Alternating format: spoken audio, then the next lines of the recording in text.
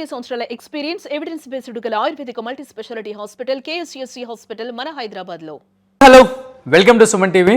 నేను మీ రోషన్. సో ప్రస్తుతం నాతో పాటు ఉన్నారు సామ్రాట్ రెడ్డి. నమస్తే. నమస్తే Samrat. Hi Roshan, how are you? I'm fine. How are you అని అడగక్కర్లేదు నిన్ను. సామ్రాట్ ఆల్మోస్ట్ సంథింగ్ స్పెషలా? యా, 2006 అండ్ ఆల్మోస్ట్ 18-19 ఇయర్స్ అయిపోయింది కదా. అయిపోయింది. యాజ్ ఇట్ ఈజ్ కొంచెం కదా అయిపోయింది. గడ్డం కొంచెం పెంచావు కానీ యా, అలానే ఉన్నావు. సేమ్ కలర్ ఏం మారలేదు. Oh thank you.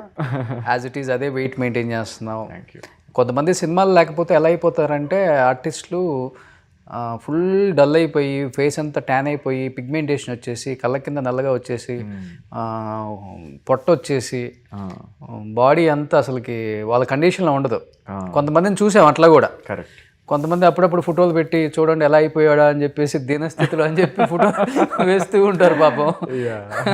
Exact problem అది అయ్యి ఉండదు. అప్పటి వరకు హీరో కాబట్టి మెయింటైన్ చేసి మంచి ఫ్రూట్స్ మంచి డైట్ జిమ్ చేసి బాగా మెయింటైన్ చేస్తారు. తర్వాత బిజినెస్ ఫీల్డ్లో దేనికో వచ్చి ఉంటారు కదా, టైం దొరక్కో దానివల్ల అలా అవుతారు అంతే, హెవీ ఫుడ్ తిని. కరెక్ట్.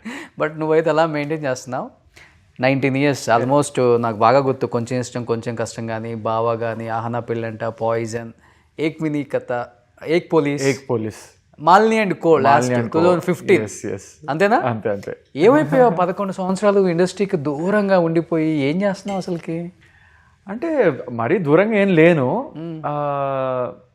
ఫస్ట్ ఆఫ్ ఆల్ నేను ఒకటి చెప్పాలనుకుంటున్నా. ఇప్పుడు మీరు తీశారు పాయింట్ ఏంటంటే ఆపర్చునిటీస్ రాకపోతే డల్ అయిపోవడం, అలా బాడీ మీద శ్రద్ధ లేకుండా చేసుకున్నారు కొంతమంది, వెయిట్ గెయిన్ అయ్యి అదంతా.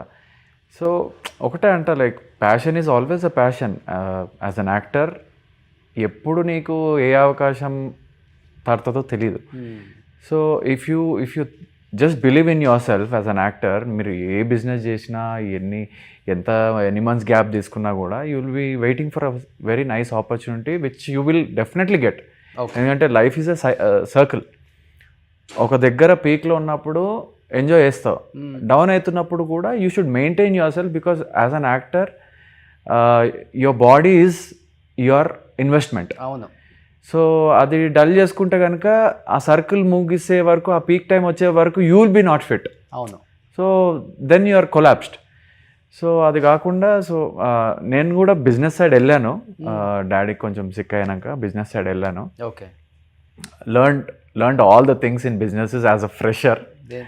ఇప్పుడు కొంచెం అంటే we had a mining business, stone crusher ఉండేది.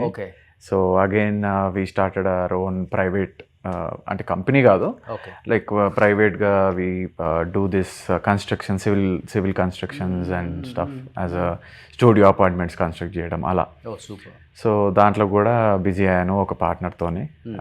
థ్యాంక్ గాడ్ ఈ మధ్య పార్ట్నర్స్ కూడా నమ్మడానికి లేదు, but I have got a nice partner. So అట్లా సాగుతుంది అనమాట లైఫ్. మీన్ వైల్ గ్యాప్ ఎందుకు వచ్చిందంటే ఒకటే చెప్తాను, అది నన్ను చూడంగానే ఒక రిచ్ కిడ్, ఒక సాఫ్ట్ లుక్, ఒక లవర్ బాయ్, ఒక స్మూత్ క్యారెక్టర్సే ఇచ్చారు ఎప్పుడు. కానీ few experimented with me which I got a good name. అవి హిట్ ఫట్టో తెలీదుగా, but few bought me a good name. Like బాబాలో సిద్ధార్థ్ గారితో నెగిటివ్ రోల్ చేశాను, చాలా అప్రిసియేషన్ వచ్చింది ఆ మూవీకి. మళ్ళీ కిట్టు ఉన్నాడు జాగ్రత్త, ఆ మూవీలో కూడా అర్బాజ్ ఖాన్ వాళ్ళ తమ్ముడులాగా నెగిటివ్ క్యారెక్టర్ చేశాను, హీరోయిన్ కిడ్నాప్ అదంతా. సో దానికి అప్రిసియేషన్ వచ్చాయి. So I want to experiment lot of different characters and as an actor.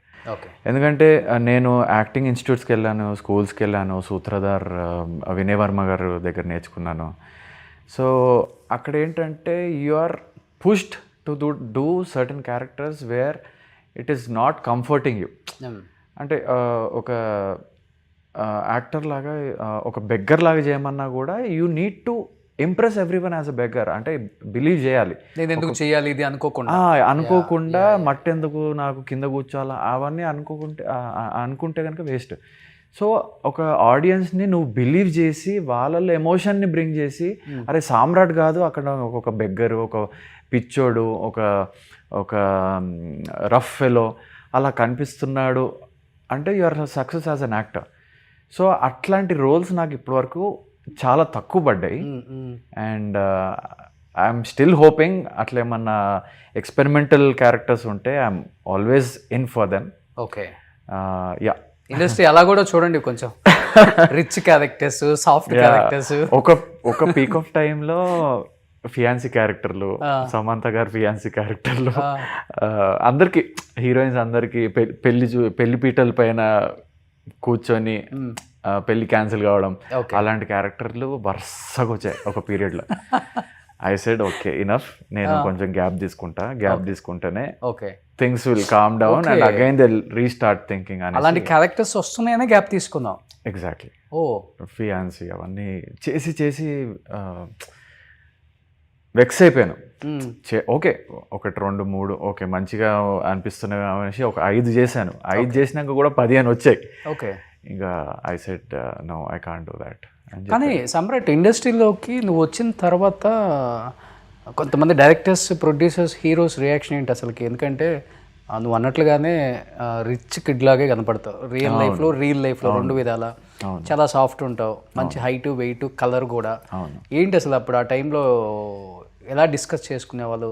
మంచి మూవీస్ పడ్డాయి ఫస్ట్లో. కరెక్ట్. సామ్రాట్ని మనం క్యాస్ట్ చేసుకోవాలి క్యారెక్టర్ అనుకునే రోజులు అనుకో అవి. యాక్చువల్గా చెప్పాలంటే నాకు గుడ్ థింగ్ ఏంటంటే హీఈస్ నాట్ అన్ యాక్టర్, ఏదో అలా చేస్తున్నాడు అన్న పేరు లేదు. So whatever role is given ఒక 1-2 టేక్స్ జస్టిఫై చేసేస్తా. అండ్ ఇట్ గివ్స్ ద, అంటే నేను మర్చిపోయే ఫేస్ కాదు. ఇప్పటికీ చాలామంది గుర్తుపడతా ఉంటారు. నేను లాంగ్ గ్యాప్ 5-6 years గ్యాప్ తీసుకున్నా కూడా పీపుల్ రికగ్నైజ్ మీ, పీపుల్ ఆస్క్ మీ మూవీస్ ఎందుకు చేయట్లేదు మీరు. అదంటే ఇంకా కొంచెం బిజినెస్ సైడ్ వెళ్ళాను, ఫాదర్కి బాగాలేదు. Obviously that is one of the reason. But also అదే పీరియడ్లో ఈ ఫియాన్సీ క్యారెక్టర్స్ రావడం కూడా ఒక రీజన్. ఓకే, కానీ చెప్పాలంటే ఇండస్ట్రీలో మీకు మంచి రెప్యుటేషన్ ఉంది. అండ్ ఇంకొకటి మంచి సర్కిల్ ఉంది. మీ సిస్టర్ ఆల్రెడీ ఫ్యాషన్ డిజైనర్ కాబట్టి. And correct, as a family we're well known everywhere. అదే ఇండస్ట్రీలో 40 years నుంచి అందరికీ మీకు బాగా క్లోజ్. కరెక్ట్. సామ్రాట్ని క్యారెక్టర్స్కి మంచిగా కాస్ట్ చేయొచ్చు అంటే చేయొచ్చు, చేయకూడదు అనుకుంటే చేయకూడదు.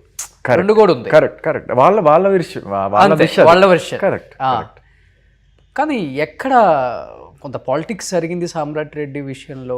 ఇది రెడ్డి క్యాస్ట్ అనేది కొంచెం ఇబ్బంది ఉందా, లేకపోతే నిజంగా పాలిటిక్స్? లేదండి, మంచి హీరో అయిపోతాడు, బాగున్నాడు, మళ్ళీ మా ఫ్యామిలీస్లో ఉన్న హీరోస్కి ఈక్వల్గా వచ్చేస్తాడేమో, మళ్ళీ ఇంకొక హీరో ఎందుకు అంటే ఆ టైంలో ఎక్కువ ఇలాంటి నడిచి నేను విన్నాను నేను కూడా.